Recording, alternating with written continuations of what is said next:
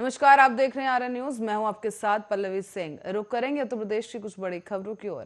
बता दें कि प्रधानमंत्री नरेंद्र मोदी आज उत्तर प्रदेश के शाहजहांपुर में गंगा एक्सप्रेसवे की आधारशिला उन्होंने रखी।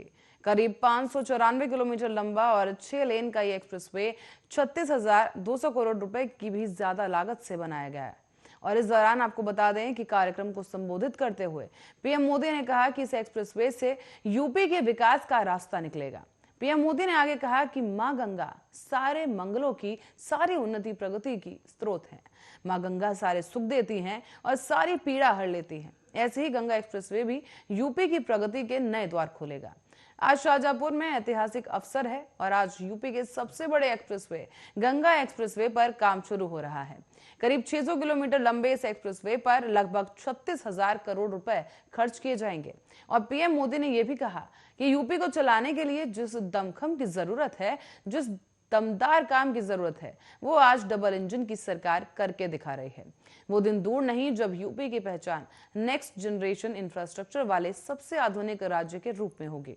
यूपी में आज जो आधुनिक इंफ्रास्ट्रक्चर का निर्माण हो रहा है, वो ये दिखाता है कि संसाधनों का सही उपयोग कैसे किया जाता है। पहले जनता के पैसे का क्या क्या इस्तेमाल हुआ है, ये आप लोगों ने भलीभांति देखा है।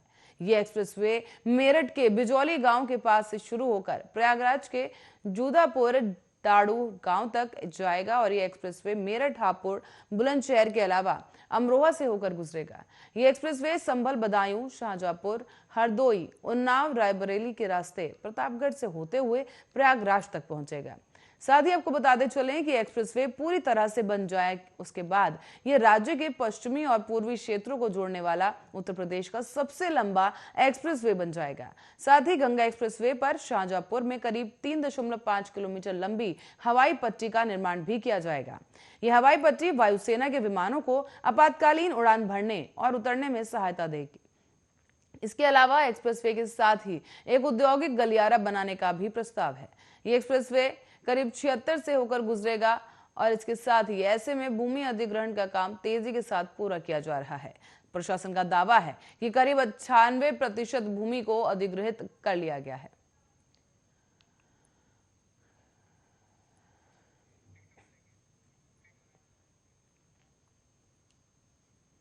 और अपनी पार्टी के नेताओं पर आयकर छापों पर समाजवादी पार्टी के अध्यक्ष अखिलेश यादव ने कहा कि जैसे जैसे बीजेपी को हार का डर सताएगा, दिल्ली से बड़े बड़े नेता आएंगे। अभी इनकम टैक्स का विभाग आया है, फिर ईडी आएगा और सीबीआई भी आएगी। इनकम टैक्स विभाग भी उत्तर प्रदेश में चुनाव लड़ने आ गया है। बीजेपी के पास कोई नया रास्ता नहीं है। उन्होंने ये भी कहा कि जो भी सरकार से टकराएगा उस पर और मामले दर्ज होंगे। सपा नेता ने कहा कि पश्चिम बंगाल के चुनाव में केंद्रीय एजेंसियों का मिसयूज किया गया था और जनता ने जवाब दिया। अखिलेश यादव ने छापे की खबर आने के बाद एक प्रेस कॉन्फ्रेंस में कहा कि छापेमारी की कार्रवाई चुनाव को देखते हुए की जा रही है। उन्होंने पूछा कि इनकम टैक्स रिटर्न निकालने के समय क्यों नहीं देखा गया। सपा प्रमुख ने कहा कि पार्टी और नेता इससे डरने वाले नहीं हैं। आयकर विभाग की टीम ने शनिवार सुबह लखनऊ, मैनपुरी, मऊ और इन तीनों जगह पर अखिलेश यादव के करीबियों और सपा नेता के घर और दफ्तरों पर छापेमारी की। मैनपुरी के मनोज यादव, लखनऊ में अखिलेश के पूर्व ओएसडी जैनेंद्र यादव और मऊ में सपा प्रवक्ता राजीव राय के ठिकानों पर छापेमार कार्रवाई की गई।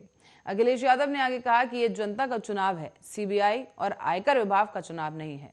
उन्होंने कहा कि समाजवाद लाए बिना ही रामराज्य नहीं आ सकता। उन्होंने कहा कि समाजवादी पार्टी अपने पुराने कार्यकर्ताओं को सम्मानित करेगी और रायबरेली में हर सीट पर जीत दर्ज करेगी।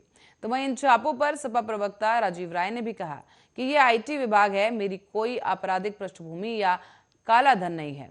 मैं लोगों की मदद करता हूं और सरकार को ये पसंद नहीं आता है और उसी का ये परिणाम है। आप कुछ भी करेंगे तो वीडियो बनाएंगे, एफआईआर कराएंगे, बेवजह केस लड़ेंगे और कोई फायदा नहीं है। चलो आप अपनी प्रक्रिया पूरी कर लो। आपसे पहले भी कहा और अगर हर बार मैंने ये कहा कि उत्तर प्रदेश में जैसे जैसे भारतीय जनता पार्टी की हार और भारतीय जनता पार्टी को हार सताएगी, दिल्ली से बड़े बड़े नेता आएंगे। कोई नेता भारतीय जनता पार्टी का बड़ा बचेगा नहीं जो उत्तर प्रदेश में ना आए और अभी तक इन्हीं का इंतजार था कि इनकम टैक्स कब आएगा डिपार्टमेंट।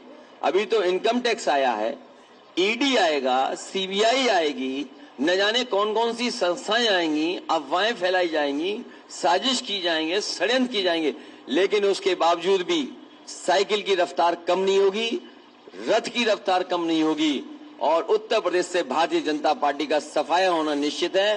वो जान गए हैं कि उत्तर प्रदेश से भारतीय जनता पार्टी खत्म और इसीलिए उन्होंने इनकम टैक्स को भेजा है। और राजीव राय हमारी पार्टी के प्रवक्ता हैं, वो दिन रात समाजवादी पार्टी को मजबूत बनाने के लिए जहां जैसे काम कर सकते हैं कर रहे हैं। आज उनको भी छापा मार दिया। आखिरकार चुनाव से पहले ही क्यों, चुनाव से 1 महीना पहले क्यों नहीं? कोई भी मतलब आंदोलन शासन वाला कोई काम नहीं करना है, इन लोगों को मौका चाहिए। ये वीडियो बनाएंगे, जाके एफआईआर करेंगे। मैं नहीं चाहूंगा मेरे साथ सिंपल इनकम टैक्स का है ये। हमारे पास कोई आपराधिक रिकॉर्ड नहीं है, मेरे पास कोई 2 नंबर का पैसा नहीं है। लोगों की मदद करना भाजपा को खल गया, ये मदद करने का भैया नतीजा मिल रहा है। हाँ वही है, कुछ भी करोगे ना, कुछ भी करोगे तो ये लोग रुको यार, रुको आप, कुछ भी करोगे ना तो ये लोग वीडियो रिकॉर्डिंग करेंगे, जाने के बाद थाने से एफआईआर आएगा, फिर केस मुकदमा करोगे, अननेसेसरी उससे कोई फायदा है नहीं। ऐसा नहीं जो बाहर कर रहे हैं उसके करने से भीतर ये बंद कर देंगे, ये तो बंद नहीं होगा। तो प्रोसीजर कंप्लीट करने दो कुछ। ये लोग कहाँ से आए भैया, क्या कह रहे हैं? टैक्स वाले लोग हैं। कहाँ से आए? मऊ से कि बाहर से?